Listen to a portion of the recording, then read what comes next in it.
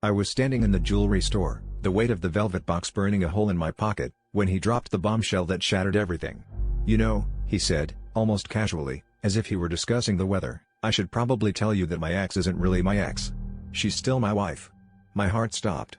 The world spun. I was ready to propose, ready to commit my life to someone who had just revealed a betrayal so deep, it felt like I was drowning in a sea of lies.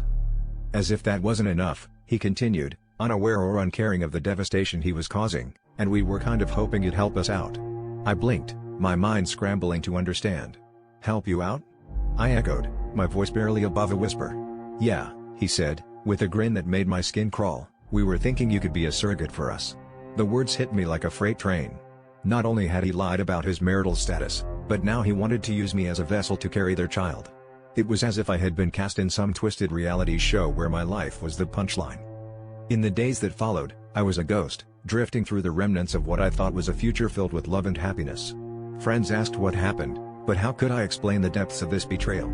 Each time I tried, the words got stuck in my throat, a bitter reminder of my own naivety. I replayed every moment in my mind, every sweet word and loving gesture, searching for clues I had missed.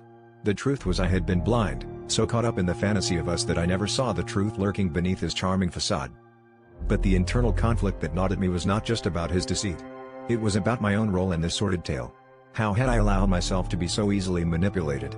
In the end, the twist was not just his betrayal but the realization that I had ignored my instincts, choosing instead to believe in a love that never existed.